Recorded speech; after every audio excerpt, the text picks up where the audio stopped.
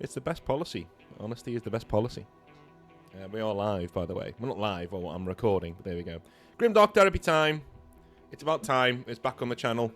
And happy days. It is back on the channel. Hello to Kaifa and hello to Maka from the Outer Circle. It has been a tumultuous couple of weeks in terms of 40k lore and what's been going on. A lot has happened since we last spoke.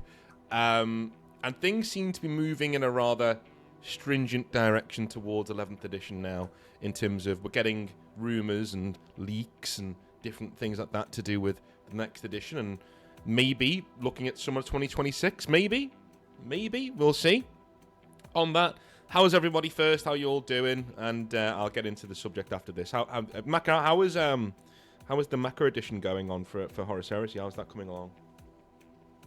Moving along in reasonable speed, where I'm sitting through pretty much most of the Legion and saw Auxilian knocked over. Just have to really get into the hard part now, which is all the unique Legion stuff. Yeah, I'm hoping to have it all out by October-ish. Cool. The thing is, I want to release it in a pretty good state. That's the thing. I don't want to just be releasing it as a real Ubisoft beta, like with where I instantly am getting hundreds of people emailing me on day one going, this is wrong, this is wrong, this is wrong. I want to at least have it where it's like, it mostly works.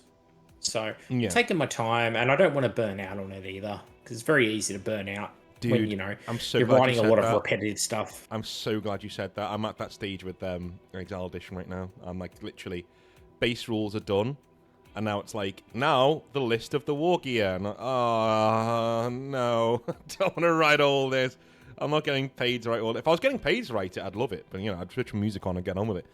But yeah, it's a slog. Once you get the fun bit out the way, writing the rules and how the game works, and you want to get into your codex and things and different things like that. It's like, yeah. Oh, are you doing so with Maka edition or Circle edition? Are you doing different legions, or is it going to be like one legion rules and that's it, and then we're going to build from there? Or how are you going to do that? No, everyone's getting their Legion rules. Mixture of 1.0 and 2.0 Legion rules, because some of the traits from 2.0 I think are quite good. Like Emperor's Children comes to mind, as their 2.0 was a lot better than what 1.0 was. With 1.0 it was just like you got +1 initiative. In 2.0 it's you add that initiative on top of like any modifiers. So like initiative 2 Thunderhammers, for example, like it was really good. So that's the route that I'll be heading down. Okay. With those, but we just want to pick what are the most thematic ones that don't break the game. So, Iron Warriors, for example, their 2.0 trait was +1 to the strength of all their weapons when shooting against dreadnoughts and vehicles. Well, why? Why do they shoot harder? It's a bit of a dumb trait. You don't really think of that with them, because you think of them as like, stoic trench fighters and attrition warfare and artillery. Whereas in 1.0, their trait was you got to re-roll pinning checks, and you could never had to take a morale check from being shot. So like you wouldn't fall back from 25% casualties from being shot. They just didn't care, which that is way more in line with what they should be. I think that's most home-written rules anyway. It's bringing it more in line with what it should be, rather than trying to create a game on your own. Like, there's lots of things with Exile Edition that I would do from scratch if I could, but also that's not really what it's there for. It's there to make sure that 40k it plays better and is better with the rules that are already there. So I get what you mean. Kai, how's it been going, man? How's it been going on your channel? What's been going on? Good, dude. I think I have a video scheduled to publish, probably shortly after, or depending when this gets published, right? Shortly after or shortly before, and it's another faction examination, like with the Sisters of Battle previously, but this time on the Tyranids. So, go over the army rule, share other grievances with how units are characterized, and as per usual, I share what I think would be better, what warms my hobby heart. Sweet. We were going to do the Grey Knights together, right? And you're doing that video? Yeah, so we did that video on the channel. That was a previous video. Previous video, good. Channel. This is sort of following up on. Yeah, it's all a similar trend, right? Just looking at factions, which ones are kind of awkwardly characterized by the tournament edition of 40k. And yeah, I'm kind of looking forward to see what people say about the Tyranid suggestions I have, because as I mentioned to you, I'll probably compile the result of that video script into something for Exile Edition. Well, yeah, I mean, I know. I think it's a fun project. Yeah, I was wanting you to do Sisters of Battle and Tyranids. So yeah, it's up to you what you want to do. But yeah, we'll sort it out. I'd be amenable to. I mean, I'm more familiar with Tyranids in fairness, but yeah, I quite like the proposed army rule for Sisters of Battle as well. So much better than Miracle Dice. Really, anything would be better. Like, I just... Oh, yeah. Dice swapping for... No, I think it's bad. Alrighty. So, content for this week, or title for this week, is In the Wake of the New Grey Knight Lore, is Warhammer 40,000 lore approaching a seismic shift in 11th edition and beyond. Alright, so are we approaching a time where... Well, how do I put this? I just suppose shit is going to kick off. Everything's going to go mental. Are we approaching that time, in your opinion? Or is it going to be stagnant? Are we going to stay the same? Is this just a bait and switch? They're trying to get excitement for the new edition, and then they're going to move on and not change anything. What do you reckon with what's going on? Obviously, a big talking point. We could be here for a while, but what do you guys think? Who's going to jump in first on that one? I would love if we could have a huge seismic shift for real, though, right? Like, if we could get the outcomes we wanted from the Great Rift and the payoffs that really they should deliver, I think that would be very worthwhile. But how's the saying go? Past behavior dictates or predicts future behavior. Yeah, pretty much. Yeah. You know, what is Lehman Russ going to come back? Is the Emperor going to come back and then not meet any of the Primarchs? Is that going to happen? Because I could see it going that way. I think we'll get into this a little bit later on, but I think the minute the Emperor comes back, 40k's finished. It's done. Like, as soon as the Emperor comes back, you've got Hope Dark, Hope Grim, whatever it is. Hope Dark. It's already, riding that line. Yeah, we're riding that line already with Gilliman and what he's doing and different things going on. And I think that's part of the reason why the line hasn't had any sort of meeting with Gilliman. It unifies the Imperium too much. Yeah, and I think, well, you don't even see the Lion much anyway, because the Lion is the Lion, and he will get things done, even if it's in a grimdark way. But even he's sort of softened and isn't that way inclined anymore. We almost forgive the unforgiven, and we almost have a little hug and make sure everyone's all right. You know, how's your mental health? Shut up. So, like, it just seems to be going in that way altogether right now. Like, we're already moving away. And a lot of people will say to me, but XYZ... exception to the rule is Grimdark still, so it's still Grimdark, you're just moaning about nothing. No, dude, if you can pick out exceptions to the rule, that's literally proving it, right? You're telling me that it exists. You're telling me that most of the lore now is moving away from Grimdark, do you know what I mean? So, I think if the Emperor comes back, we're pretty much done. If he comes back, it'll be to set the Imperium to rights, it'll be with the Starchild soul inside of him that we saw at the end of the Horus Heresy. And I think the last books of the Horus Heresy, The End and the Death, pretty much set up the big... if you want to know where 40k is going, read that book. Basically. It sets up everything that's going to be happening. Like, the Starchild's in it.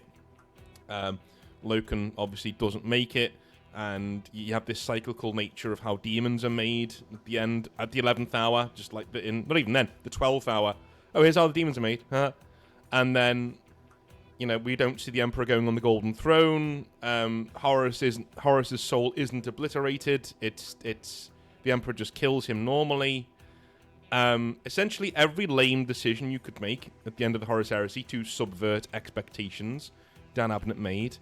And if that's then you look at things like the Alpha Legion books, and when they're saying things like, well, if the Imperium is so cruel, then it doesn't deserve to be saved, right? Things like that. That's appearing in more and more books now as we get more, quite frankly, lefty writers coming in.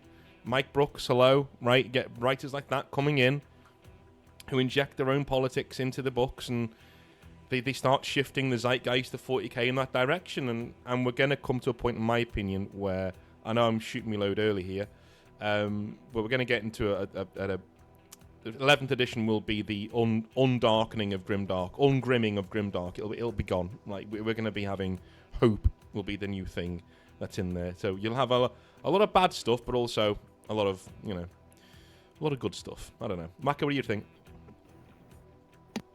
Yeah, I'm thinking on what Kaifa said. I very rarely get my predictions wrong, as you know. Like it was, we did that recording with Mordian, like like 8 hours, something like that, before they did a bunch of Warhammer reveals, and I actually guessed the models in that Warhammer reveal. Yeah. Everyone can go, oh, they were very predictable. Well, guess what? I'm the one who fucking predicted it, motherfuckers. Okay, leave me alone. Macrodamus over there. Macrodamus. If I wasn't doing it so often, then you call it a fluke. Okay, it's the power of cynicism. It truly is a superpower if you get it just right. I'm sensing another prediction. My prediction is I think they'll bring back Lehman Russ next.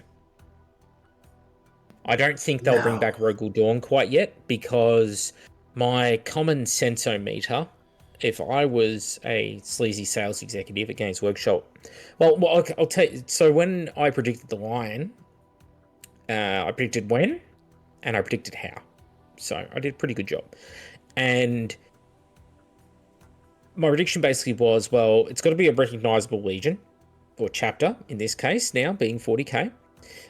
So chapters getting their Primarchs back and go, well, okay, who's recognizable?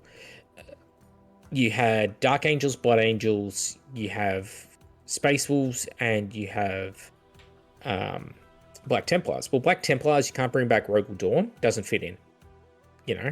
He's very Imperial Fist in his styling, and his personality is a repressed Black Templar, we'll say, right? He has that go juice in him, but he represses it. And if you brought him back, you'd expect to see him in the yellow or the gold, not in black. So it doesn't work well there.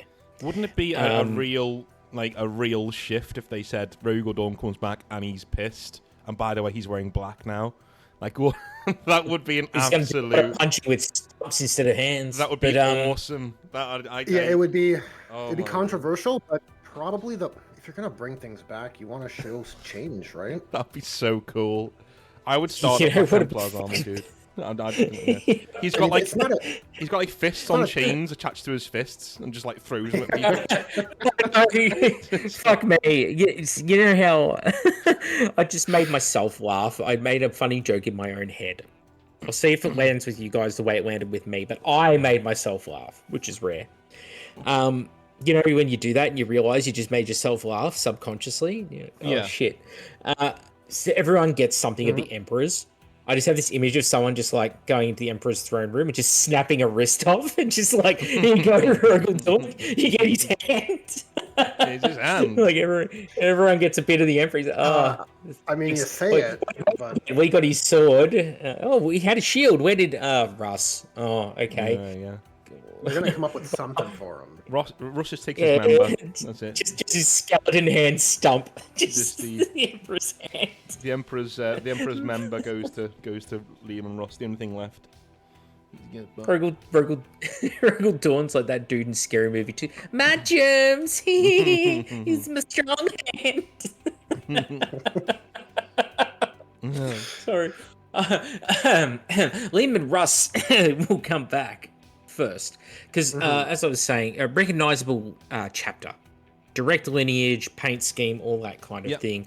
The Wolfen theme, I think they'll dial up the wolfiness. I don't think they'll make into a full-on werewolf man, but I think they'll definitely dial up the brutish wolfy nature of him. I would not be surprised though if instead of like his sword and axe wielding like 30k Vikinger model, he is far more along the lines of like Wolfen and the Emperor's spear. That spear that he got given, that's the natural weapon, right?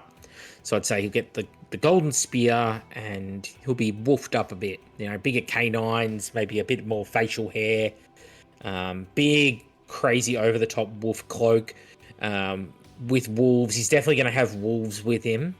You know, he's going to have a massive fuck off base, but the wolves probably won't be on his base. They'll probably be their own separate thing.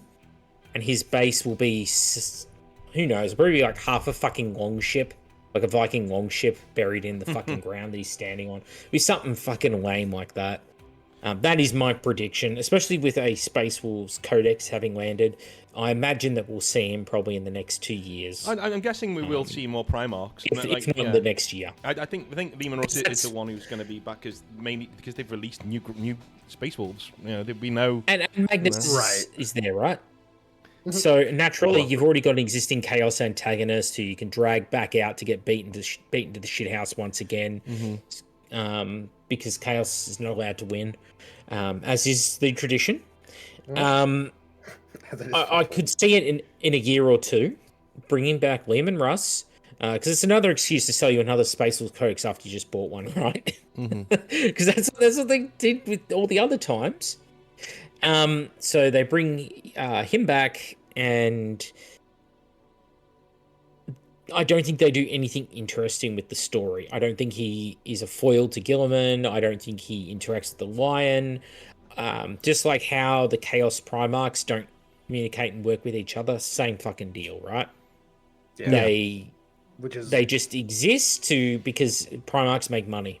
Yeah, which is awfully convenient for GW. It's just crazy, like bringing back these like major actors in the world and just have no impact, no driving narrative shift that comes from their presence or reintroduction. I mean, in Chaos, you can kind of hand wave it a bit because technically they've been around. They just didn't have models, right? They never disappeared in the way, Lehman Russ and the Lion did. Thing is, do you know what makes me think they're going to bring back Russ even more? Like the one thing that seals it for me is the Space Wolves had 8 characters, and now they have 5. So I think the trimming of 3 is because you can't have 8 characters and a Primarch, because then you've got more than the Ultramarines. So the trimming of the 3 is... that makes sense. Yeah, I think so. That makes perfect sense, but I think it's all guaranteed, right? The Space Wolves have been parted out the same way that Dark Angels have been parted out for generations at this point, right? Mm-hmm.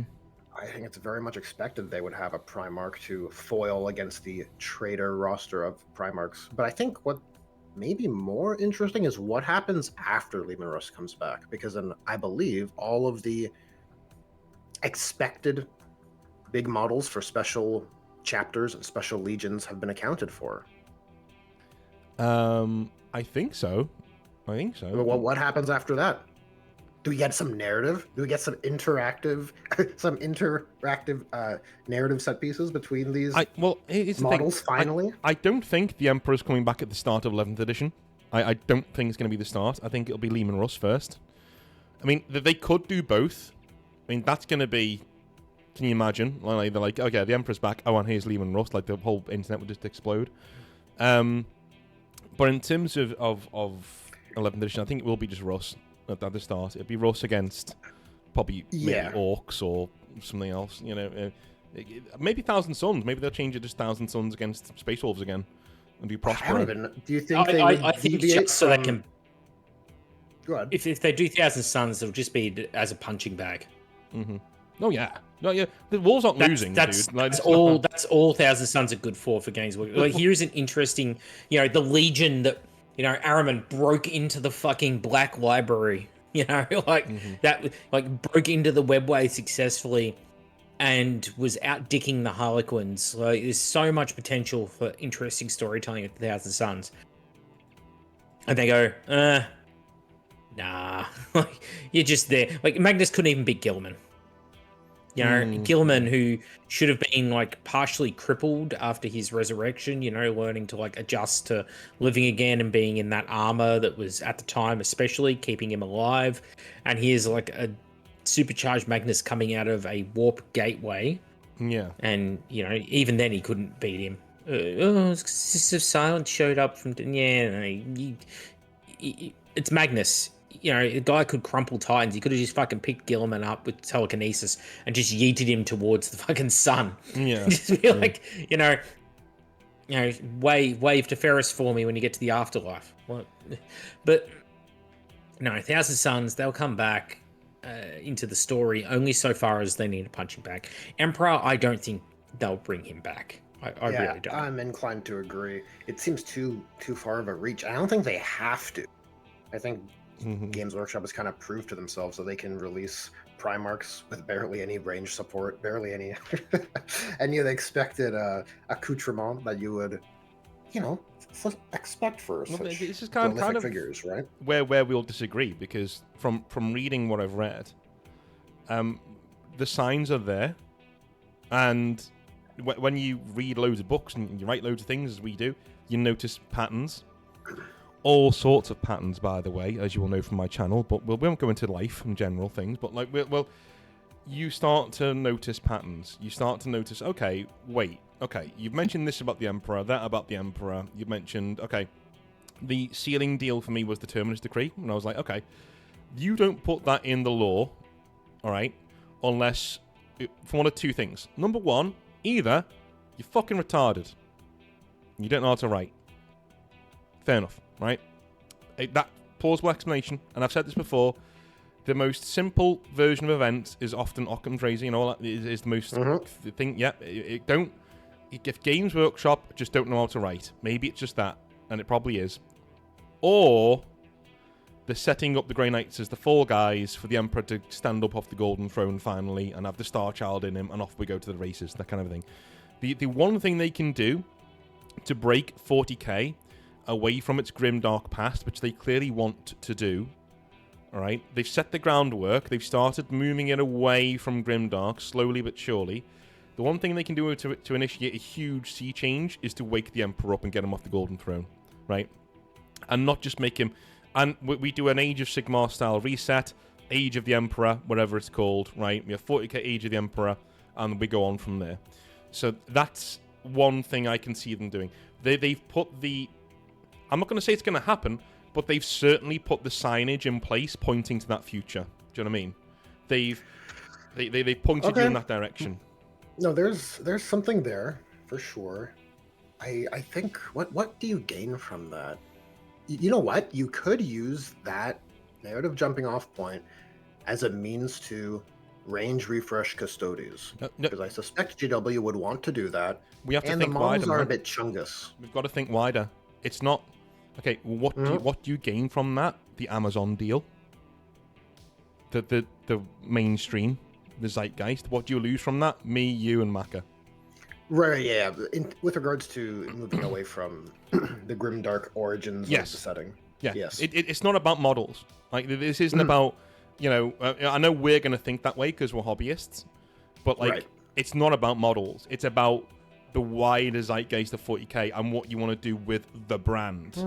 Interesting. And, that lines up. And I think what you gain, you lose us. You lose your bog standard old hat, grey beard hobbyists, but they don't want us anyway.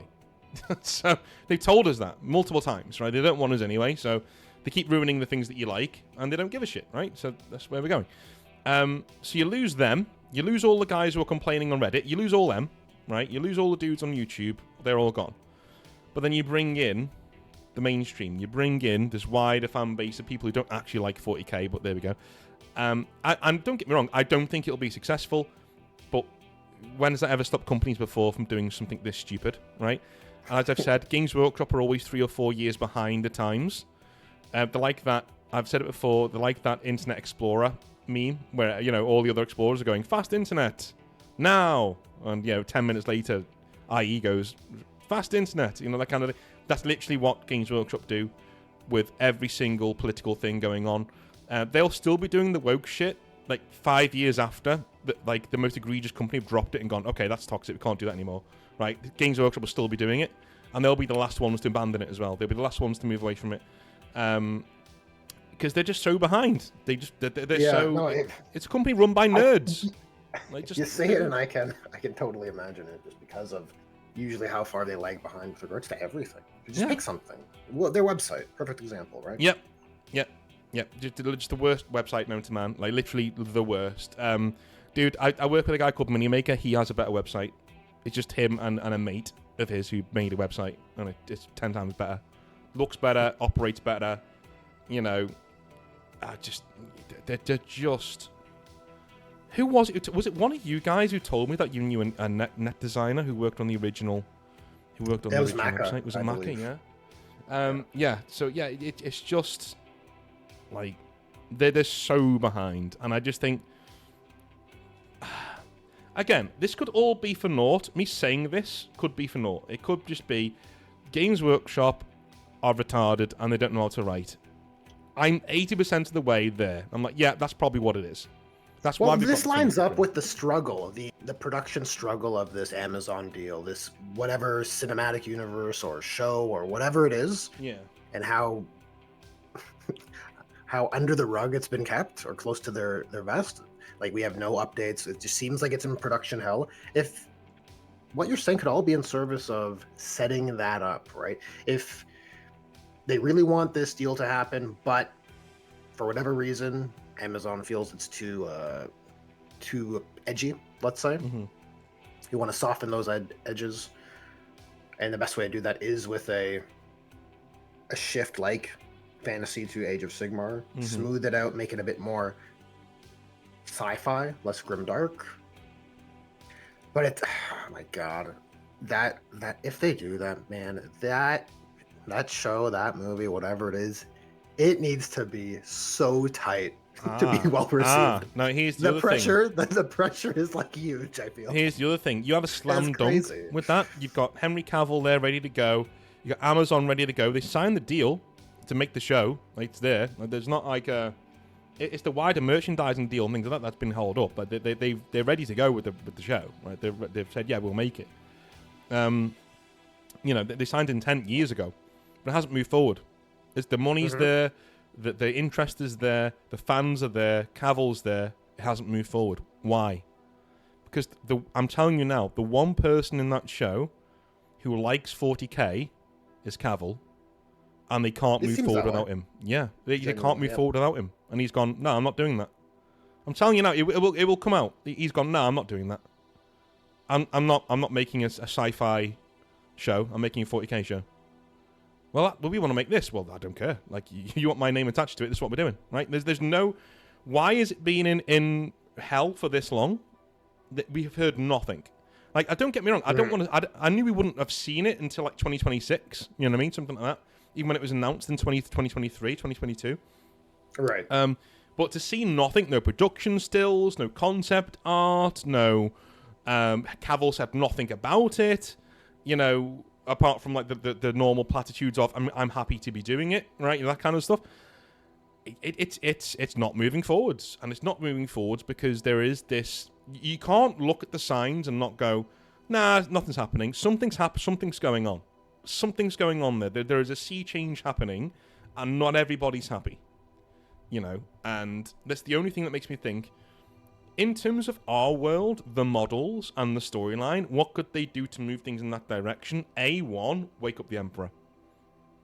Like, A1. Like, if you want to really do it, if you want to drive away all of the neck beards, quote unquote, like us, even though we don't have neck beards, but you know what I'm saying.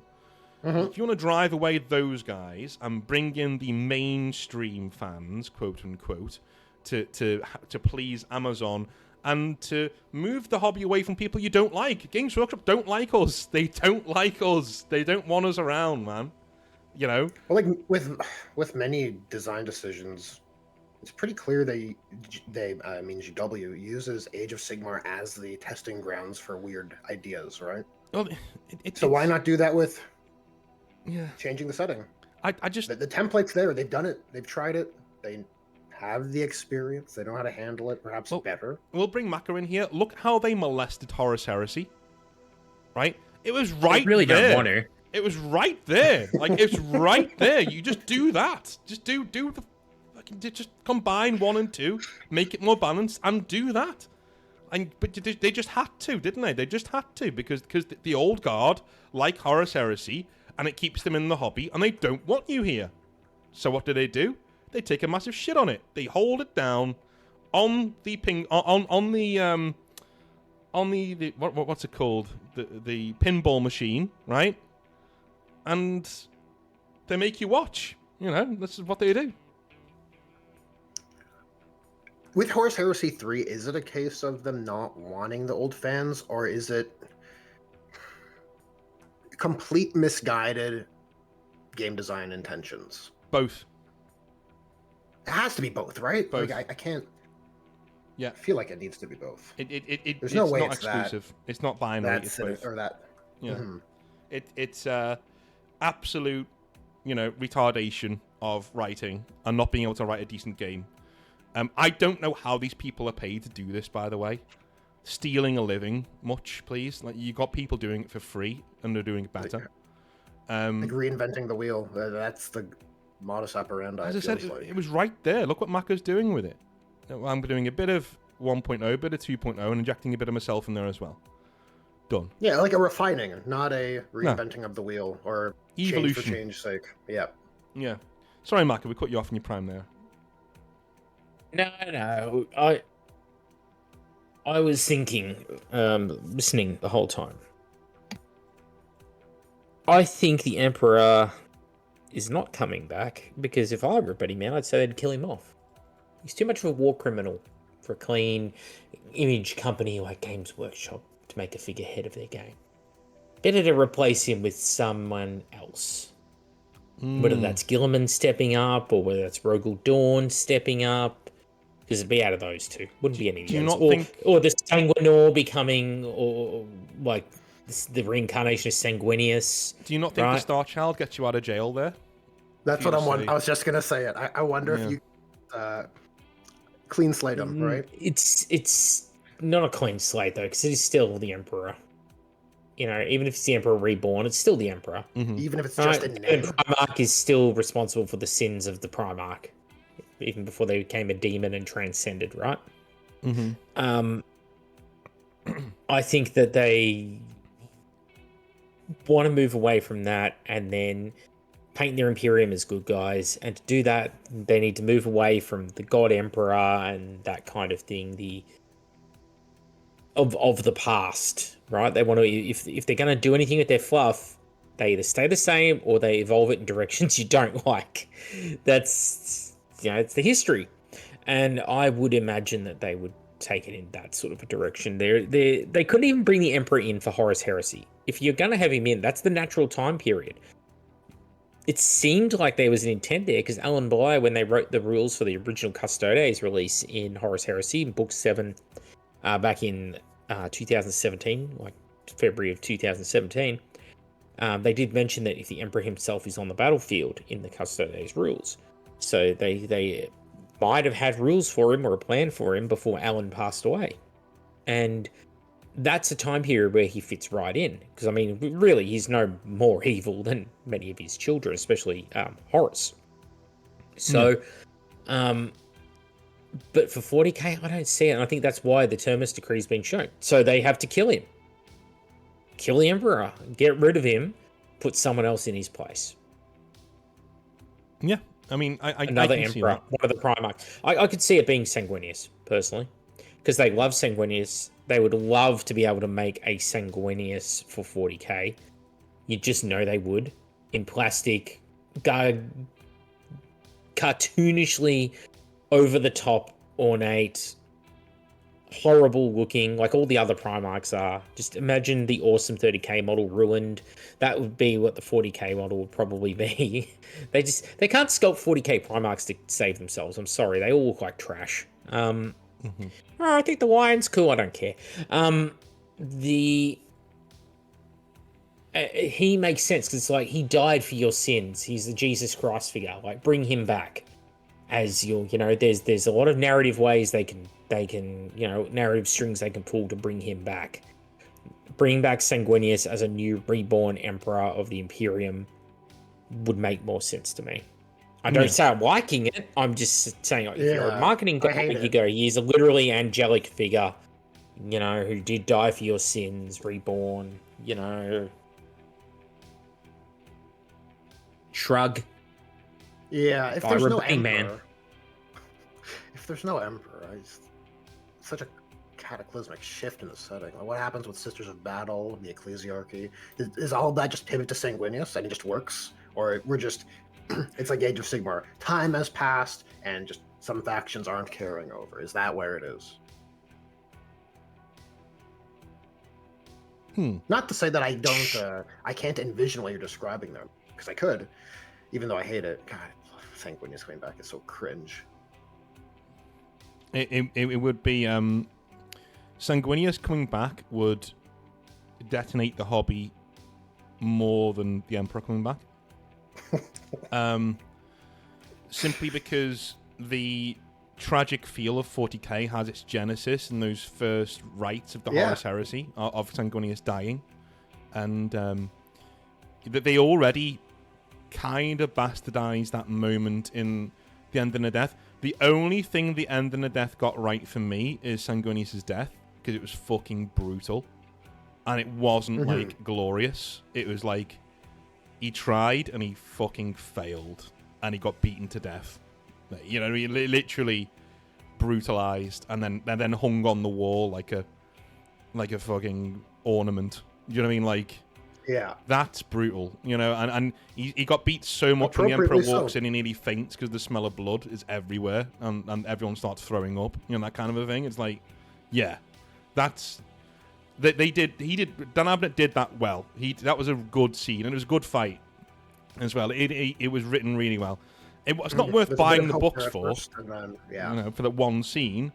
But if you listen to the audio of it, there's an audio of it on YouTube with actual music and stuff. Oh my god, it's epic. But but to do away with that and just bring him back, that would be worse than the Emperor coming back, because the Emperor coming back it's so outrageous, it's memeable, right? You can sort of go, okay, all right, cool, all right, whatever, you know, but that's not attacking the soul of 40k. If you wanted to attack the soul of 40k, you bring Sanguinius back.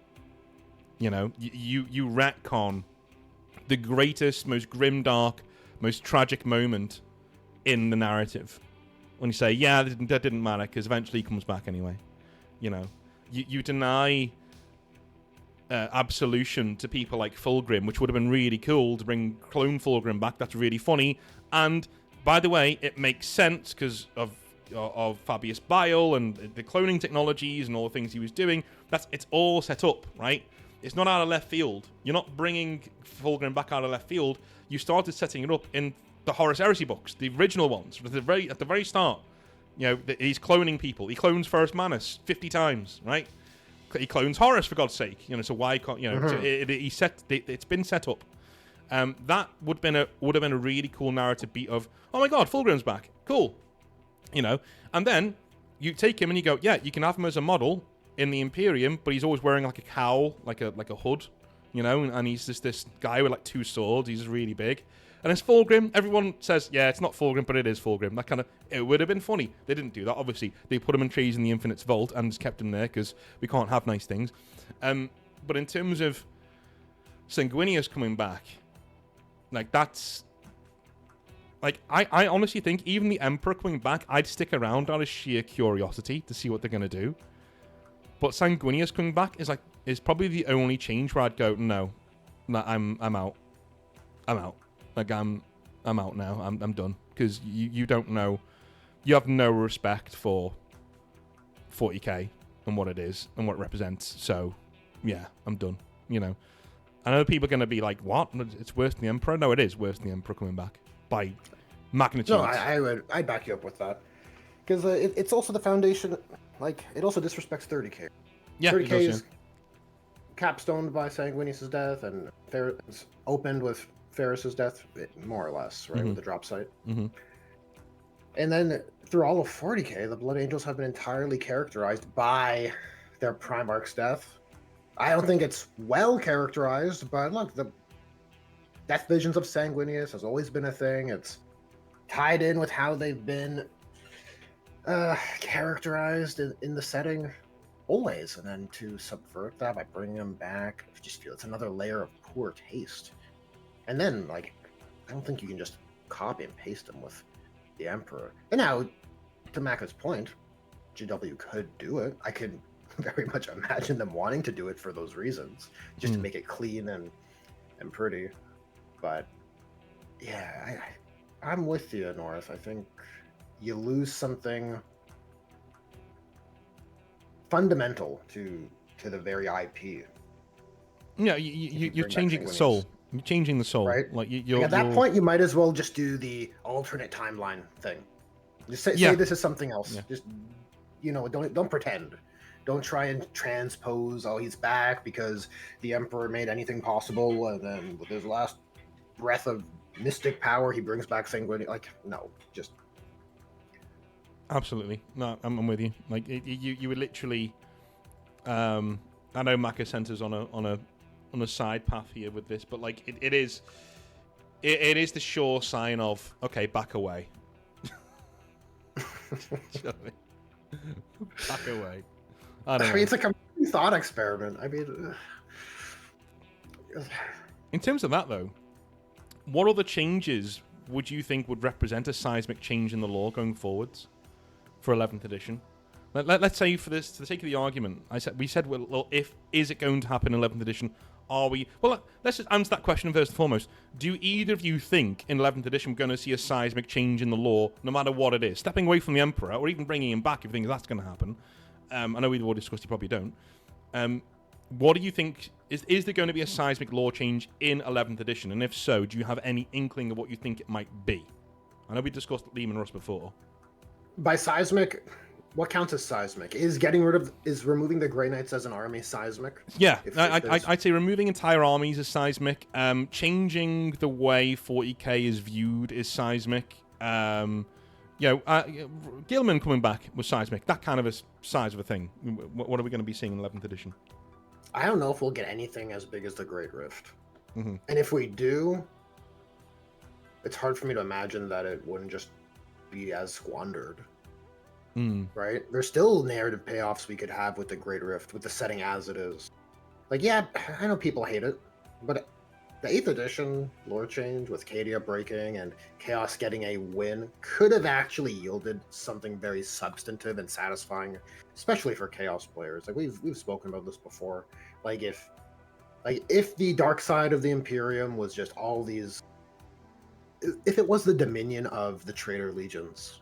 right? And it's a real scrap if you're on that side of the rift, right? Like, the Blood Angels on that side are really in a tough spot because they're just besieged on all sides. Traitors are everywhere. I mean, with Chaos, you always get a bit of infighting, so we can probably spin it so that they're able to Baal's able to remain intact. And then you have all your Xenos factions there to also muddy the water, so Chaos can't just wipe out the various Imperial planets that are on that side of the rift. But yeah, dude, like that's what I would want from these kinds of cataclysmic shifts, right? Like, the galaxy got split in two, Cadia broke, Gilman came back, and we don't really have a dynamic change in the setting. Really, right? Mm-hmm. What's really different from before and after? Like, yeah, you have Space Marines or Space Marines. They may as well be the same. Especially at this point, right? They dabbled with making them different, but then peddled. Yeah. And they only dabbled with making them different because they wanted to not arbitrarily. They wanted to falsely inflate or create the perception that these Space Marines are better, right? And then everyone knows that's super scummy and very much in poor taste. So slowly but surely, Space Marines are just Space Marines, right? Like, Terminator armor's back. Because, I mean, at the point in time, it really felt like they were replacing the old range, including Terminators. And it felt like that's what these Gravis Marines were supposed to be. And then now it's like, no, Gravis is something else, and now they've made their bed so that they exist as a model range, but Terminators are brought back too. So it's all slowly turning back to how it is, right? If we have an 11th edition box set, I feel like... I don't quite agree that it's the same. Nothing's really changed. I think with... convince me. Yeah, I think in terms... Well, it's just the general feel. With the general feel of the entire setting, you've gone from getting books like Pandorax and things like that, where really brutal stuff happens, and that there are bits of shining hope in there with dudes in there who are fighting against it, because again, you can't have a Grimdark setting without heroism. Just not how it works. Mm-hmm. That's the whole point. But then you've gone from that to the Dawn of Fire trilogy and those books, where you have general quippy one-liners from Ultramarines, and And when I say quippy one-liners, I don't mean the brilliant ones that were in the Horus Heresy, right? We float from a crag and all that. Dude, I literally read that and just started laughing and just put the book down and said, I'll come back to this later on. That was too funny. Right? There's just... there's nothing funny about, than dad jokes. 40k doesn't get the fact that Ultramarines do dad jokes. They're lame. They know they're lame as well, and they do the jokes anyway. That's what's funny, right? Ultramarines doing actual quippy one-liners isn't funny. And that's Dawn of What? That's Dawn of Fire. That's the new books, right? They're coming in. So the general feel of the entire setting, I know they're trying to bait and switch and say, yeah, they're still Space Marines, they're just Space Marines, Primarchs Marines, they're just Space Marines but better. No, the entire introduction of the Primarchs Marines, I swear to God, it's the one common thing that people in comment sections I have on my own and on other people's channels, they say all of the time, Primarchs Space Marines are the big problem. They're the problem. If you just gave us Mark 10 armor and said, that's what that is, fine. The bigger models, fine, whatever. But it's the... No, they were there all along, and you're just stupid, right? It's the you didn't see it coming, ha ha attitude that they then brought into Custodes, right? Custodes, they're women too, are they? Yeah, they always have been. Yeah. Ha ha ha ha ha. You're too stupid. You didn't see it coming. This is the Ryan Johnson, way of writing 40k these days. They looked at the Last Jedi, think, oh, that went down well, let's do that, and that's 40k. So I would say we could have good stories in the current setting, like Grimdark, Dawn of Fire. So I don't think it's because the Galaxies in 2 we don't have those more grounded, more satisfying, better quality stories, right? Yeah, you have little gems here and there, like Lords of Silence. I will say this: you are right in this. You are right in that. Absolutely, you are right in the fact that the Great Rift changed fuck all. Like literally, all it did. I said that when they bought it out, and I got smashed in the comments. Like one of my most down ratio videos. Like normally I'll drop 4 to 6% dislike ratio, right, on any controversial topic. On that, I'd say it was around 30%. Like it was big. The amount of people saying like, no, this makes huge differences. The Imperium is a completely different situation. I'm like, how? What, demons can appear? Demons appeared anyway. That was the fluff. Like, just warp storms just randomly occur. And they're like, oh, well, this part of the Imperium can't talk to this half. How does that matter? It already took, people would petition the High Lords of Terror to take them 1,000 years to get, there was like a queue. Like, and that's if they even got there. Like, what has changed? Like, warp travel is difficult now. It was anyway. There's all these stories of people being spat at in different times and places, and, like, what actually changed? And nobody actually can tell you what really changed. You're proven right. No, I'm like that. Yeah, but it doesn't mean as much when you guys say that. We know it's real. I want all those naysayers to come back and be like, okay, Mako, we said you were whinging, but you had a point, I don't know. Sometimes those guys are so deep in the sauce that they'll, the Votan are here now, so it's completely different. Great. Whatever you want. Yeah, it's can I get rid of Votan before Grey Knights? Yeah. What are they at, right? Can I just sidetrack to how much I hate Votan for just like do it 20 seconds? Hell yeah, I'm for it. Yeah, man. It's not just that they're dwarves in space. It's that they're dwarves in space and they got a Celtic motif. They took the most like stereotypical route they could have gone down for them, covering them in runes and Celtic knotwork. That's what offends me about the Votan. It's not just that they ditch the cool, they ditch the cool aesthetic of like the quilted miner with the sunnies on the, that they had. Instead, now they're just power armor generic space dwarfs, and they are space dwarfs. They're not Leagues of Votan. I don't care what copyright-friendly name you give them. They're shit. They're just fantasy dwarves with guns in space. You know, like right down to the fact they are covered in all that Celtic knotwork and they could have done anything with them, technologically speaking. They could have given them any language, any design motif. Since it's a relaunch for a faction that has been missing for 30 years at this point, no one who is still playing the game from then is being appealed to by that release, realistically. It's for a new market that knows nothing about them. It's just, oh, squats are back. Oh, what are they? Oh, they're an old army. Now they're back. Oh, okay, cool. I'm interested. But that's the new customer they're marketing to. They could have given them any aesthetic they wanted to, and instead they picked generic dwarves with Celtic knotwork. And I'm sorry, that's just lame. All right, that's my rant. No, you're right. And you can return to your normal viewing. No, it actually goes in if we're looking at seismic changes and how they happen and then don't. Votan are a big example of that. You know, everyone's asked for squats for so long. Like, oh, well, did you like Deep Rock Galactic? No, not really. Well, here it is. Here's this. But they're also Celts. Awesome, dude. Brilliant. Like, could you imagine if after the Great Rift, you know, Abaddon cracks Cadia open, splits the galaxy in half, creates a dominion for Chaos, and then all the traitor legions get some proper attention. So then there's a real before and after vibe, metatextually, right? Even with the models and the armies and the races, right?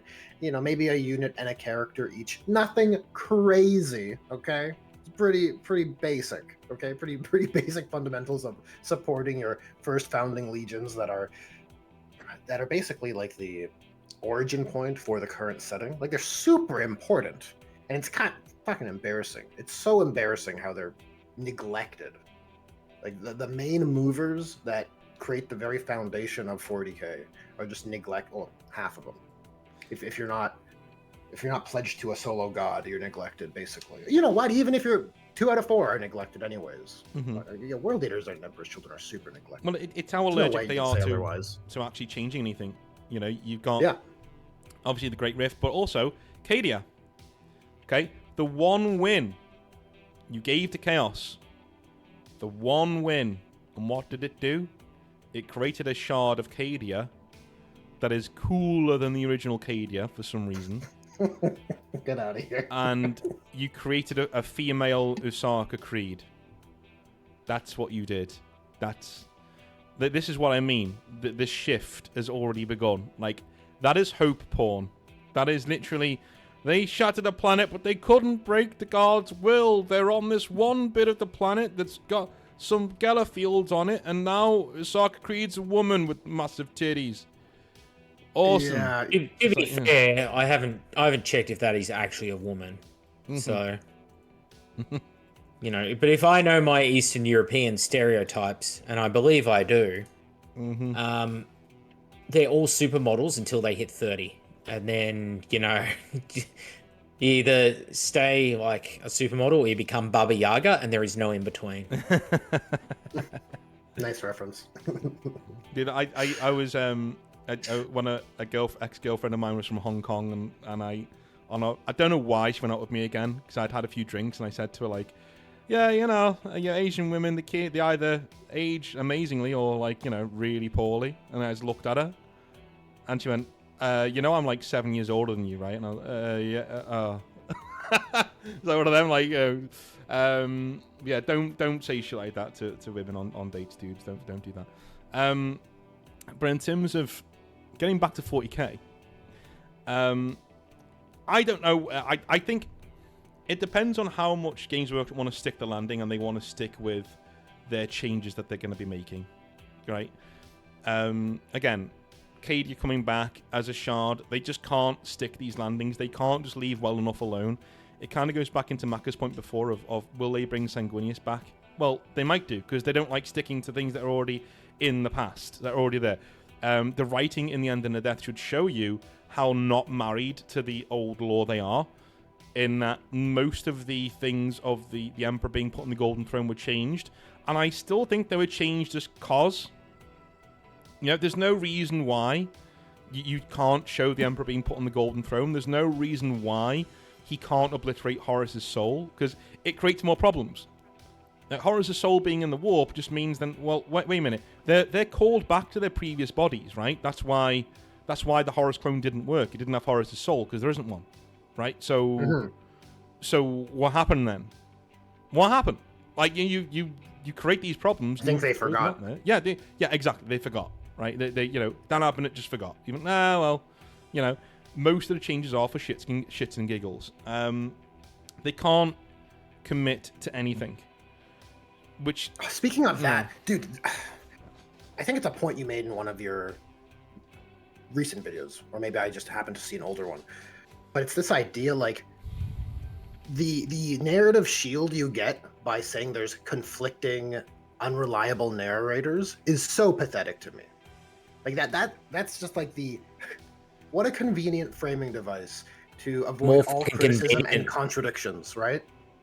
It's more convenient when it's the fucking fans that bring that up more than the company does. Ugh. Oh, it doesn't have to make sense because, unreliable narrators. Like, Hank, that's great. I don't need you to come up with excuses for them. Yeah, what are we even doing at that point, right? If everything doesn't matter, then what are we even here for? Dude, right? I like Lewittin, but fuck him for saying that. Like, being such a massive lore person and saying, well, it's a bunch of unreliable narrators, so, there is no lore, really. Dude, that just means you're a coward. Do you know why Trench Crusade says that about their own thing? Because they can't be arsed writing the lore. They just can't be bothered. They don't want to, right? They're scared to. Look at the thing that, like, breaks that, the unreliable narrator thing. You can't really have an unreliable narrator when it's something like,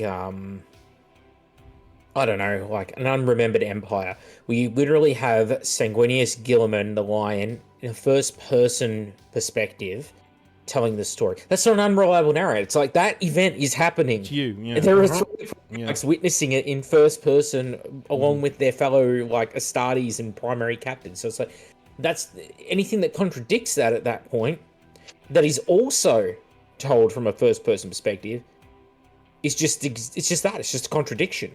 Yeah. And just own it. Just own it. You don't need an excuse. Just own it. Like, we fucked up. Yeah. Yeah. There are ways that it can be recovered. Like, all the damage that John French did to Perturabo was handily recovered over time by a range of different authors, with novels like the Hammer of Olympia Primarch novel or Angel Exterminatus, which undid a lot of the damage of A Crimson Fist, and Book 2 Massacre, where because they were written in part by John French, and he just wrote Perturabo as like mustache twirling Dick Dastardly evil, who someone brings him bad news and he just chokes him like fucking Darth Vader type thing. And then like those other books, like Angel Exterminatus, shows Perturabo as like actually he's a really thoughtful, introspective guy. And well, these two things conflict. But then you have a book come along like Hammer of Olympia where it goes, well, actually, yeah, these conflict and here is why. And you're like, oh, cool. You've recognized the inconsistency and you have repaired it. I'm happy. All right? Because, yes, I like to be happy. Shock horror. This is what Grimdark therapy is. It's the therapy session. And they just seem to not use it as a excuse for their bad writing. Instead, they should be using it as an excuse to go, like, instead of an unreliable narrator, they should just be going, all right, how can we now fix the story to fix this mess and make a better story for it? Instead of just lame duck excusing and just going, fuck, both are true at once, or not, I don't care. Like, well, if you don't care, why should I? Yeah. Yeah, that's what it comes down to. If you're not going to respect your own internal laws and your own internal, law as it goes on, then why should anybody else do it as a thing? I did a faux pas there, and I introduced a question to answer, and then I immediately sidetracked us. So, in terms of so hang on, 11th can I edition, go on, sorry. Interrupt? Yeah, just while you're on that topic, and you just mentioned your own internal consistency. People think because it's a fantastical universe, all bets are off. oh, there's warp travel and gods and space magic. Who cares? I hear that a lot. You've probably heard that. Oh, yeah. People watching the video have probably heard that. If you're watching Lord of the Rings and it plays out exactly the same, and then you get to the third movie, and then Frodo and Sam just start flying, would you not have questions? They just start levitating, right? Flying like Superman. I'd have questions, you know? Aragorn pulls out his sword, it turns into a lightsaber. Oh, it's a fantasy! There's magic! Anything can happen! See, it sounds dumb.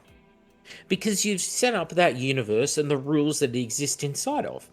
That's why Star Wars, when you got to episode 8 and the Holdo maneuver, where she turns around and just crashes into the other fleet at light speed. It's like, oh, you can do that? Then why didn't someone do that to the Death Star?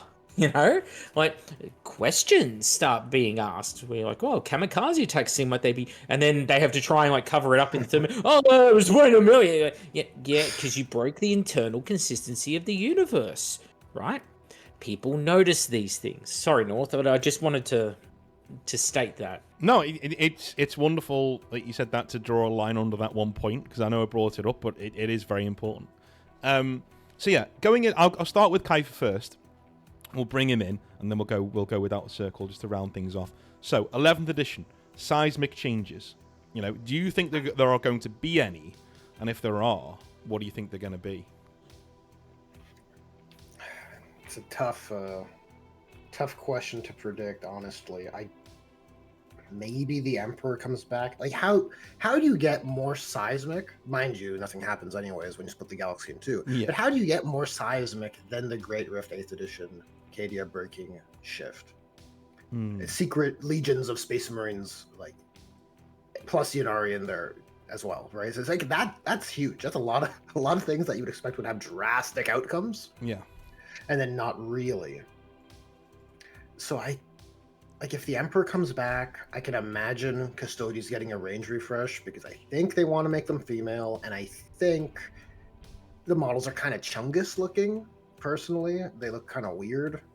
In my opinion, they're not, sorry, Custodians fans. I think they'll go more Stormcast Eternal, you know, sweeping. Well, I don't know. Like, looking at the new Stormcast Eternals, I can't look at the Custodians and be like, geez, these guys look like... They're just all misproportioned. That's just what it is, right? Those are models proportioned for Horus Heresy, like 1.0 scale. And even then, I think they're oddly proportioned. That's true. Yeah, and they then are very now with squatty. Primaris, everything's larger, and Guardsmen are larger now. Everyone's larger. So I think there might be something there if they're going to bring back a Emperor 2.0. You know, you could bring them back and have them be not as powerful, or you got to keep the Astronomicon going somehow. So maybe you hand wave it that way and say, oh, you see, more than 50% of the Emperor's power is lighting the Astronomicon to maintain the setting's functionality, right? Because if you don't account for that, like Maka said, people are going to notice. How does anything work, right? And then, you know, you have this like 2.0 Emperor. I hate the idea. What does that even look like? Yeah, I hate it as well. But anyways, maybe I don't think a Primarch coming back out after the Lion comes back and does. It's hard for me to even feel like that's a seismic change.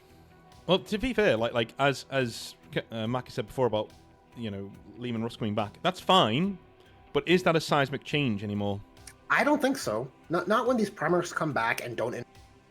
They just show up, bonk a Primarch. Look how cool I am, and then disappear into the ether mysteriously, like Batman or something. Do you know those dancing ensembles where they introduce the dancers one at a time, then they fade into the background to just dance up and down for a while? Yeah, it's like that.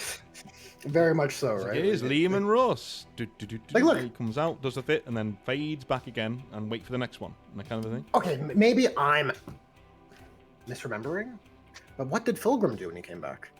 At least when Mortarion came back, GW tried. At least he nice.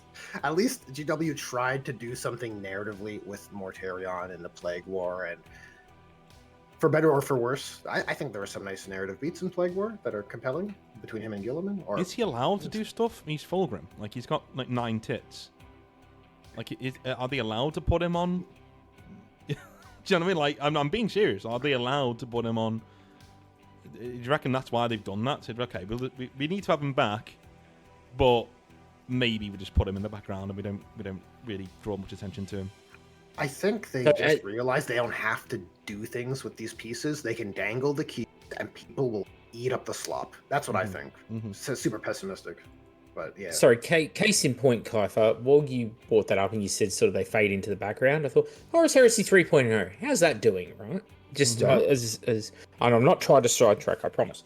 But they released articles on 25th July. They released multiple articles, 27th, 29th of July, multiple articles, 30th, 31st, 1st of August, 2nd of August, then the 6th of August, which was a... one article was a Joy Toy, and the other 6th of August article was just talking about a little CGI trailer thingy, episode of Kill Lupercal, whatever that is. So from the 2nd of August, we didn't get another article to the 18th of August, and we've had nothing since on Warhammer Community. So literally released, bang, bang, bang, bang, bang. Here is an article or two every single day. Right, that brief period, and then it went back to once every like 3-4 weeks. Yeah, this is like what I hate about the community site. It's a sales shilling platform. It's well, I don't bring it up to talk about Warhammer Community as a site or to sidetrack us from North's topic. I brought it up because you very much were on point when you said they release and forget. And that is a perfect example right there of, all right, let's begin marketing next thing. Yeah, even the narrative. Yeah, okay, I see your point. And good to keep me rather on track with a conversation thread, because yeah, even in the narrative, these pieces, these products, they're acting more like how they act in their web store or in their community site. Primarchs show up and they disappear. Yes, and if you go over under 40k, like granted, they've got things in there like the Dawn of War 4 stuff and Dawn of War Definitive Edition, but they've got more articles in August than 30k does, and 30k just had its fucking flagpole release. Yeah. So, they're already back to shilling Leagues of Votan. So, like, forget that thing, buy a new thing. Get excited for next thing. It's very much that, and I guess to your point, it doesn't feel like a seismic shift, does it? No, how can it, right? If you're supposed to forget about it. Just the Nightbringer coming back from getting a new model, which is worse model in my opinion, but side topic. Does the Nightbringer coming back affect the narrative? It's not just he's back. It's not really a side topic though, because I think we've answered the question, right? It's out of left field, and it's not an answer I thought we'd come up with. It's, are we going to see a seismic law change in 11th edition? It doesn't matter, because they won't stick to it, right? It'll fade into the background. Wherever it is, it'll be the flavour of the month for 2 weeks, and then it'll be gone again. The one thing that I could say maybe squashes that point a little bit is we're still feeling the seismic aftershocks of the Primaris Marines now. Like you're still feeling Belisarius call. Well, you gauge the temperature of the fans, of what they talk about and what they mention and what they like and what they don't like. The one thing we're still talking about is the Primaris Space Marines. And look at the range refresh that people have had. It's literally given everybody a new army, essentially. You look at Crossing the Rubicon. Now, if we're looking at the lore itself, the Primaris Space Marines isn't really a thing, because even in the Space Marine 2 game, it's hand waved away in the first 5 minutes that Titus is now Primaris Space Marine, and it's not really a big deal, that kind of a thing. It depends on which way you want to take it. Are we looking at it in a seismic shift in terms of real life and the models and the fans? Because in that way, it does matter. Like, it's going to be a seismic shift. But I agree. Like with Primaris, there could be ripple effects that people complain about or praise, depending. as time goes on. Narratively, it's hard to imagine anything lasting will be tangibly different, unless it's something crazy like a setting shift, like Fantasy to Age of Sigmar. Yes. I think that's the only level of thing that could shock me now. That could say, okay, that's a seismic shift. Is the Emperor comes back. We're now doing Hero Age of the Emperor, 40k. End times level stuff going on. That's pretty much the only thing that could shock me. Everything below that, I wouldn't class as a seismic change. Like, everything below the Emperor coming back, or the Emperor being replaced, or something along those lines, now the bar has been set that high for seismic change that even if they brought back, Liam and Russ and Perturabo at once, and they fall out the sky punching each other in the face, like, it just wouldn't...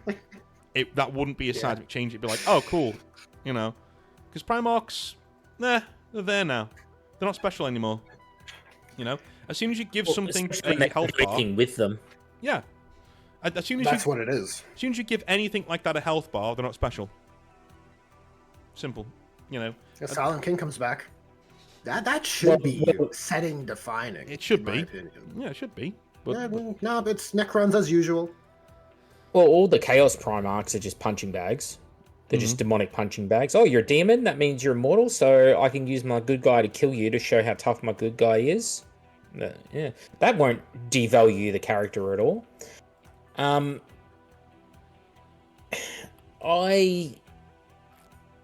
If I were a betting man, I would predict Chaos this edition getting Huron. Oh, Blackheart. Huron Blackheart. Yeah, it makes sense. Yeah. Power armor dude. I don't see them going down the route of other Chaos Primarchs. I just don't think they have the heart for it. Same. Yeah. I don't think they can perceive them personally. Yeah, I think for 5 minutes, Red Corsairs will be a thing. Huron comes back, but again, no seismic change because you can't alter the balance of power in the galaxy. It has to be the Imperium. It's 5 minutes to midnight, but also we're launching crusades and actively reclaiming worlds. Which fucking is it? Orcs. I see the Orcs probably being in the starter set for 11th edition, and a couple of models need a range refresh. Not many, but a couple of models do. The faction's been, over the last 7-8 years, been relatively okay looked after. I'm thinking like bikers in particular, and maybe some of the like looters, that kind of thing, because those models are 5th edition era. Getting a bit long in the tooth. So I could see that stuff getting a bit of a refresh. Maybe brings back some classic Orc units like Orc shock cannons or something like that for the starter set, or Orc copters, whatever it might be. I don't see anything happening for Tyrannies. I don't see much happening for Eldar, Tau. I don't think they're going to do anything interesting with Dark Eldar, even though this, to my head, it screams do something with Asdrubal Vect. Bring out a Tantalus, but in plastic. And then bring out the option to put fucking Vect on it in plastic. It would sell like hotcakes for anyone who likes Dark Eldar. The only faction I think they give a shit about this coming edition is going to be Marines. Shock horror, I know. But like every other edition. It's coming to the point where they've now done enough with Primaris. Like you've probably already noticed it. They've started to recannibalize on themselves. Where it's like, oh, we had a librarian. I guess we'll do another power armored librarian. We had a chaplain. Now we'll do another chaplain. I guess it's like, so it's gone from upscaling the firstborn into Primaris to, well, now we've got to eat our own because we still must devour.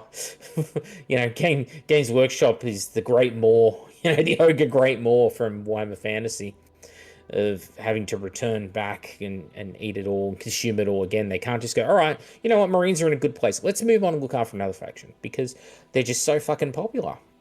I think as well they're crazy popular because they, in economics, you would say it's what are the incentives? So the incentives are, well, here is a faction that gets constant new shit and is always updated and is always going to be in a good place on the power curve. They're never going to be the worst force on the power curve. So if you're buying into the hobby, Marines are very attractive from that standpoint. They're also relatively well priced, considering the miniatures you get in the box, relatively easy to put together. They're relatively easy to paint. So they have a lot going for them. So they've created a rod for their own back in Marines that they can't back away from. So I think that's really all they care about. I think if it wasn't for Henry Cavill playing Custodes, they would have already fucked them off to heresy. Yeah, that's probably a good point. I could see it. You know, I honestly think, because when was the last time they got proper big 40k release? When they fucking launched in 40k, let's be honest. Mm-hmm. Yeah, that's you know?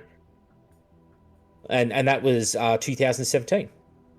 So, correct me if I'm wrong, but that is more than a year ago.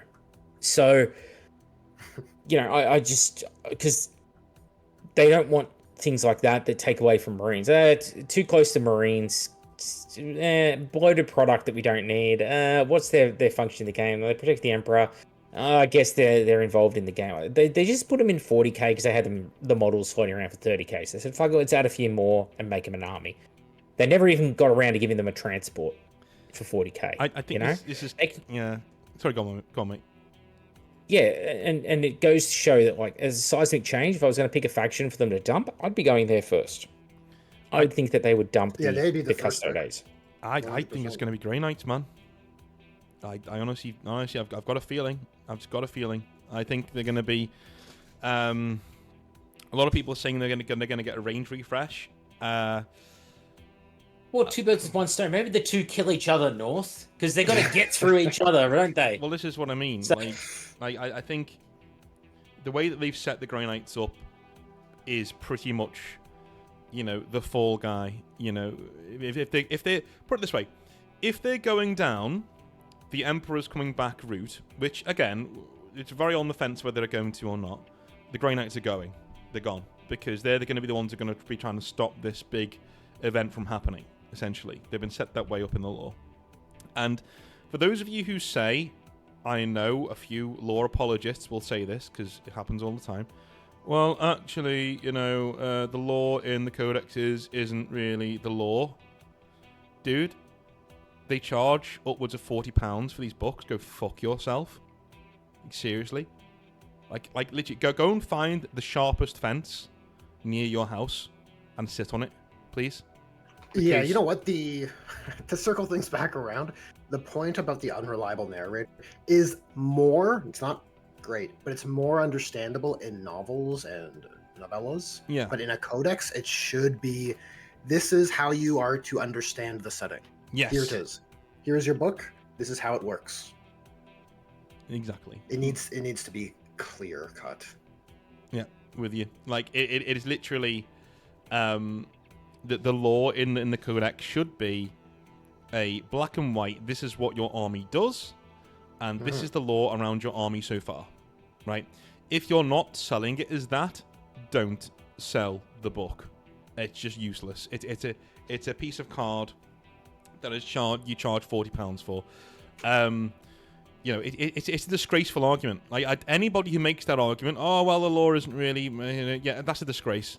That's a disgrace. If you're using that as an excuse to say, well, this is why the Terminus Decree isn't what it is in the Codex, dude, go fuck you for saying that, because that you're giving Games Workshop a huge out there and they're saying, listen, you don't need to give quality products because, you know, we'll find a way. You bent over backwards to give them a way out of that scenario. Again, the most simple explanation is often the true one. They're just retarded and they can't write. That's where we are. We're going to be seeing that with, and this is why I think it might be Grey Knights. If they go down the route, I've got a horrible feeling they might go down. Then you can Grey Knights, because again, even as a Grey Knight fan, what do they do? What do they do? They're pointless. Everybody knows demons exist now, right? Normal chapters can get rid of demons, apparently. Space Wolves and Exorcists do the Grey Knight's job better than Grey Knights. Every time you see the Grey Knights in the lore, they're getting the cheeks clapped by lesser Space Marines. You had 100 Grey Knights, in Terminator armor, and one survives to banish Angron and Armageddon. Or the Lion can just throw a shield into his face like Captain America. Yeah. Or Ragnar Blackbane as well. Yeah, whatever. So, yeah, again, you've got Primarchs, and you don't need Grey Knights anymore. Like they are the most disposable faction, and part of me hopes they do. So I don't need just kill it now, please. Put them out of the misery. You think GW would wipe them with the addition, a cataclysmic event? Yes. Remove them from the model range after they've given the Dread Knight a sweet upgrade spur, though? And an upsized Castellan Crow. No, I think they'll just get the Dark Eldar treatment. Like, your range will just be left to languish. I They're the same age. They're the same age as one another. The Dark Eldar and the Grey Knight range. They're both 5th edition. They're both 2011-ish, I'm going to say. I still think they'll be in the game. Pretty sure they both got their overhaul. But I just think that in the lore they will go. They'll be like, okay. In reality now, your Grey Knight, you have Castellan Crow who's still alive, and maybe he's got like a warband of Grey Knights with him who go around trying to fight for the Emperor or whatever. But that'll be it, right? I can see that happening. Like, because they've set it up. Like, you've written this. If you work from Games Workshop and you watch this, and I know a few of you do, right? So listen to what I'm saying to you. You've written this faction so poorly that I think you're trying to delete it. Like, that's how badly this has gone. I think you're literally laying the groundwork to delete them, because as a writer, I'm connecting again. I'm noticing patterns. I'm connecting the dots, right? And the dots I'm connecting show me that you want to get rid of this army from your range, and you're setting up an epic last moment for them, right? If that's not your intention, you're a fucking fool, and you shouldn't write. Stop, please, because like, again, this is what I mean. Like it's me trying to figure out why Games Workshop would do what they're doing. And again, I know full well the most likely scenario is they're just stupid. They just can't write. I get that. Yeah. Like when you shared the decree stuff with my immediate reaction, Grimdark writing for Grimdark sake, right? Like, we gotta make it grim, we dangle some intrigue, let's just make it foreboding. It's modern writers cosplaying as the old lore guys. Remember the old lore guys who would write your codex and they'd give you loads of really straight answers, but then they'd leave a few tidbits in there. You go, ooh, right, that kind of stuff. It's modern writers cosplaying as that. They're trying to do that. They can't because they're stupid, but they're trying to do that. They're trying to do Go on, Mac. Sorry. You know what would make more sense as a terminus decree?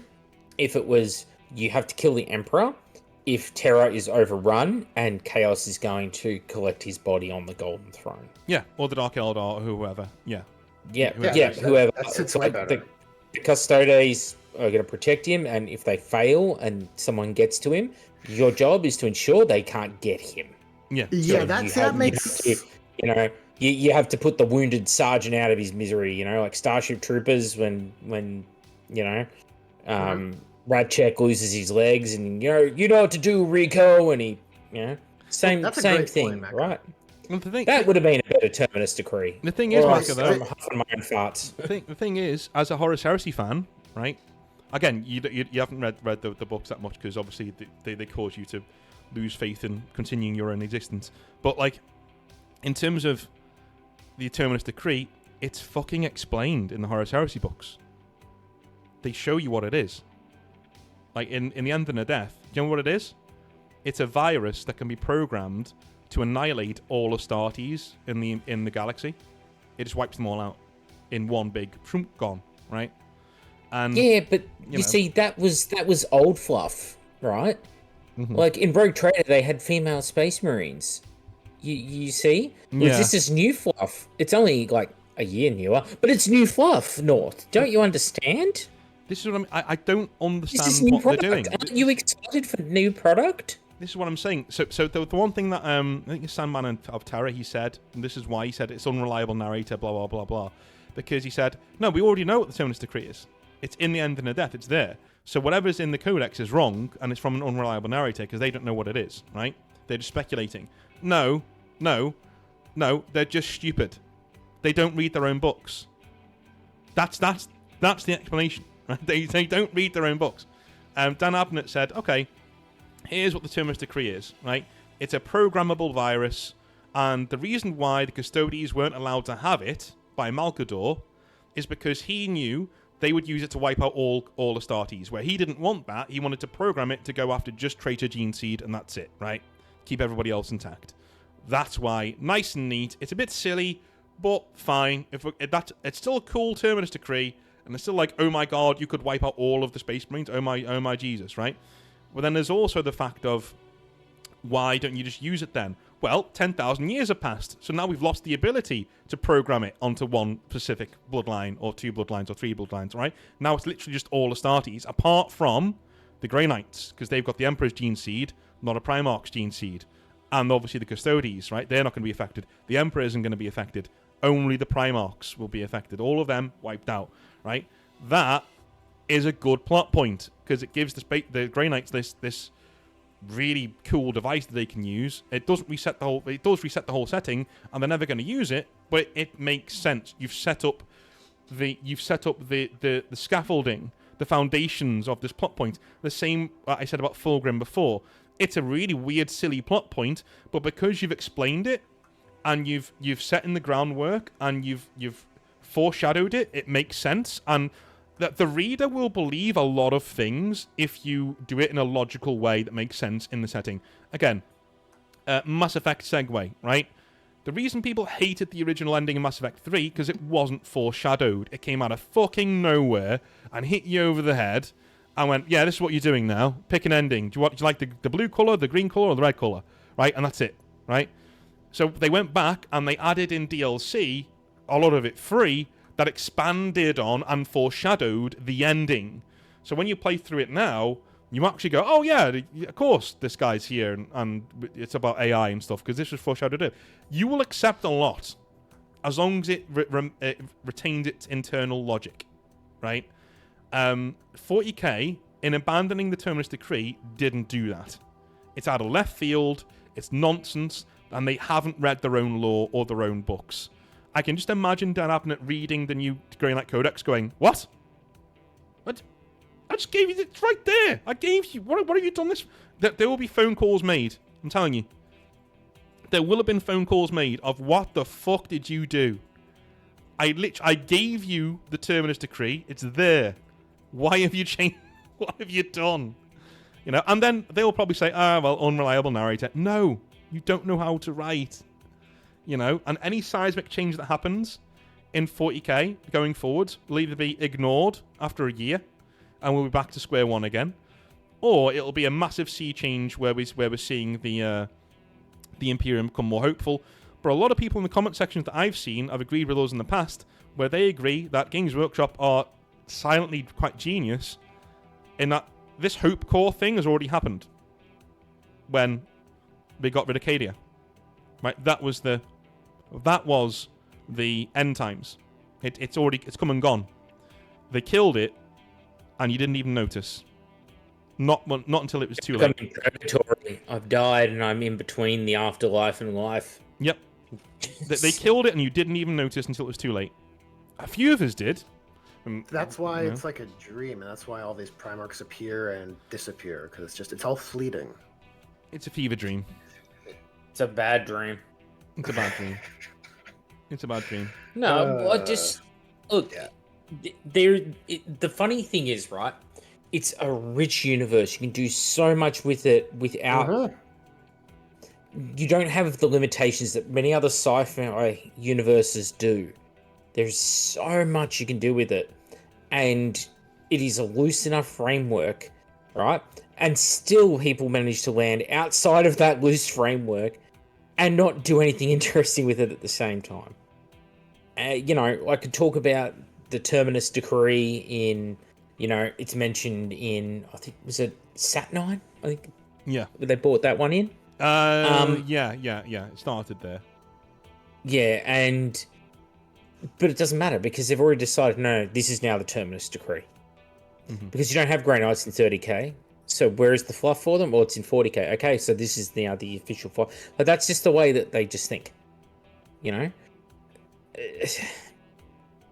It's just a waste. It's just a waste of the science fantasy universe that you have. That's all. Yeah. How much of this contradiction?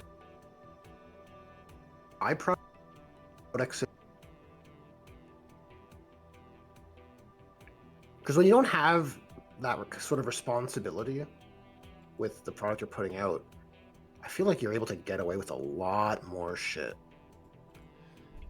What do you think about that? Do you think those kind of contradictions are avoided if Games Workshop, if Codexes had authors like the old days, where? Yeah, I think if you hold people to the argument against that would be, you know, toxic fans and the internet is a different place now, and it is. I agree. Like if you had Matt Ward now, he probably would have thrown himself off a bridge. Like you know, like the amount of shit that guy would have got if he'd have brought out that Ultramarines Codex now. Can you imagine the abuse? It would never end. You know what I mean? Like the poor guy would be absolutely. You know, I joke, but I'm serious. Like you're risking people's lives by doing that in the modern setting. Yeah, I mean, look. Is that any different though to politicians or to people in Hollywood? I'm not persuaded by that point because look at Star Wars direct. Like look at J.J. Abrams. Look at Rian Johnson. Yeah, but they're earning money to insulate themselves from it. A Games Workshop writer's earning what 20-30 grand a year. The people on those movies aren't. You know. Like Leslie Headland, who did The Acolyte, she doesn't have enough money. I mean, to hide behind. She was fucking Harvey Weinstein's secretary for all those years, right? She knew what shit was going down, and she fucking, you know, coasted through the network. Like, you can't tell me she didn't know. What, he was molesting people? What? Yeah. No, I mean, I agree with what you're saying. And nobody's coming after her. And she produced a terrible show. I agree with what you're saying, absolutely. And I'm more devil's advocating this. I'm going, okay, well, are there reasons why they wouldn't do this? And there is. I understand the point, is what I'm trying to say. When people say you can't do that because Matt Ward got all that shit back then, and now look at the world. Right? Honestly, I get. It actually is. This gets me conspiratorial. Oh, go ahead, Matt. Oh, I was to say I think it's just more they're more scared of a Duncan Rhodes. They don't want anyone to be recognised because then what if they go off and do their own thing or they get poached? That's the other side. More pragmatic. I think it's far more pragmatic. Yeah, I don't think they like the idea of someone like an Alan Bly having so much authorship over their product. Because then if the fans really like what someone's doing, and then they start advocating, have this guy write more, like Chris Wright. You go, well, fuck, Chris Wright is writing the best stuff going. Like, start following his style more than, you know, John French, you know, Guy Haley or whoever, right? They've all had good books, but, you know, I'm just picking names here. Right. The company looks at it and goes, oh, you really like Codex is written by this guy, and you just rag on us when we try and move away from that direction. Well, that's just a hindrance to our business model. So we'd just rather you don't know who writes the Codex, and if you get one that's good, you can't sort of form around and say, no, we want, you know, we want the Phil Kelly cut. You know, you know what I'm getting at? No, I agree. I completely agree. Build a cult of personality around a person. Yeah. You see it in like video games too, right? Like it's much rarer, but like all you have is like these days is like Hideo Kojima, like one of the few, other than indie games. Oh, wow, that's such a good point. That's such a good example, right? You know, if they turn around and did that and they said like, here's a really well written codex, and everyone goes, yeah, we want more codex like this, and Games Workshop goes, well, we don't. We think this is the direction we want to head in. Then it creates a figurehead for a movement, even if that figurehead doesn't want to be the figurehead. You know, and Alan buys that for the Horus Heresy. People will say, well, can't you return to the days like when you gave a shit and Alan was running the show? You know, find a guy like that. And Games Workshop's like, oh, we don't want a guy like that. We just want you to buy the fucking models. Yep. You know? I think that's it. Yeah, I think that's it. Makes sense. So am I stumbling on a hidden genius, or am I huffing my own farts here? No, I'm actually on your board. Like I agree with everything that you've said. Like I think it's one of those things where, you know, when we on this podcast, we've said before, try and think in plurals, everybody, right? You know, both things can be true, right? Everything Maka and Kaifa just said is completely 100% true. They don't want to give ownership of good rules and good writing over to good writers in case they leave and people become fans of them rather than the 40k product, right? Because then, you know, look at where we are with Duncan Rhodes and things like that. You know, that's a really toxic, stupid way of doing business, but there you go. You should be like, yeah, we'll make this guy, and if he leaves, we'll make another guy. Because we're really good with people, right? We can train them. We're really good at recognizing talent. So if Alan Bly leaves, you know, God bless his soul, but if he left, we get another one. There's another guy. His apprentice will take over, right? You know? If I didn't. Yeah, exactly, yeah. So, but on the flip side of that, there is also when somebody says to me, yeah, but can you imagine the abuse you'd get nowadays? Even if you wrote again, we're on YouTube, we know all this works. You can do the most inoffensive, you know, cool, middle of the road, just passionate video on 40k, and you'll still get idiots in the comments wishing death upon you and yours, right? Yeah, that's just how it is. Can you imagine writing a 40k rulebook, getting one or two things wrong, and then, dude, I had to stop wearing company stuff walking around because you get heckled. And you get people like fucking with you on public transport and shit. You know, I'm like, I don't want to bring my smart stuff to work every day. I just want to wear my work shirt going home. Can't, right? So, again, there are not jobs out there, so I get that point is what I'm saying. I don't think it disqualifies it. I still think you should put people's names in the books because you should be proud to have ownership of your work, you know. And it just means write better books. You know, get it right first time. Have that ownership and build these people up and give them and pay them properly. That's another reason why, by the way, you'd have to pay them properly. If you had a Rick Priestley or somebody writing your books for you, you've got to pay the man. You can't just say Games Workshop Studio wrote this for 2 pence an hour, right? You can't do that. You're gonna have to say, right, we got a writer in, he's on good money, he's doing the job, and this is what he's doing. You create a cult of personality, as you said, the Hideo Kojima stuff, right? It becomes about them, which is great. I want rules writers. Oh, dude. I want good rules writers. I want rock stars. I want Andy Chambers. Yeah, I want like that Priestley. authenticity. Yeah, I want those dudes. I want to look up to them and go, oh wow, get them on your podcast. You know, and they'll come on and this is why I wrote this way and this.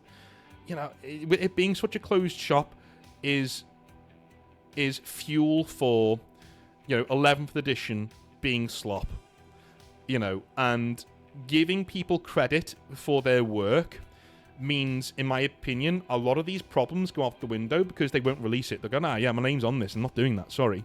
You know, like, you know, you give them ownership and you let them do it. But again, there's a flip side to it as well with the abuse and things like that. So, and I understand where that comes from. It's such a shield. It is. It is. I feel like it's being leveraged. I don't want to say unethically, but maybe unscrupulously. It's being used by Games Workshop to just insulate themselves from any sort of criticism at all. Exactly. No, I'm with you. But that's the episode, I guess. I guess we're done. So, anyone else have anything to add to our points here about the writing in 40k and where it's going? No, I said my bit, had my rants, went off on my tangents, so I think I'm good. Mm-hmm. Yeah, I'm looking forward to see if Macca's predictions come true. Or any of our predictions come true. I think Macca is, how does Paul Heyman say it? It's not a prediction, it's a spoiler. You know, the Oracle over there. You're better if you bet on me than on the lottery. I've come through an awful lot at this point. Mm-hmm. Well, we'll see. And I don't have the Velrak leakers inside. I just have a healthy dose of cynicism. Yeah. Well, that's where we are. So we'll see you guys later. Who's next, by the way? Who's going next? It'll be on my channel. Yep. Ooh, do you have a title yet? I do want to have a discussion on War Gear being the creative. Is it the real creative core of the hobby? But maybe that's just a jumping off point for a larger discussion because I think we're all going to agree. That's my suspicion. Yeah, I think so. And then we'll just take the conversation from there, maybe, unless newsworthy pops up between now and then. All right, dudes. Can I add in onto that topic that you should also sidebar it into what you were saying about the faction traits the other day, like when you did your sister battle video? Like the combination of the two, the war gear and, the rules for that faction. Because they're intrinsically linked, right? Yeah, the army rules and war gear options. Yeah. For sure. Yeah, Yeah. I think so. Because if your army rules don't work, then your war gear might work. I don't know. If you There's don't something have to be war said gear in that area. options, I think it limits your... Oh, yeah. Maybe we'll save it. Well, yeah, we'll save all... Yeah. Work that out. The details. Yeah. All right, dudes. Well, follow along Kaifa's channel. It is in the description down below, along with the Outer Circle with Maka, if you want to get spoilers for what is going to be happening in Games Workshop for the next 5 years. It's all down below in the description, so go and check them out. This has been Grimdark Therapy. We'll be back on Kaifa's channel next time, where we're going to be discussing some war gear options. Maybe. We'll see. All right, dudes. See you later. Have a good one. See ya.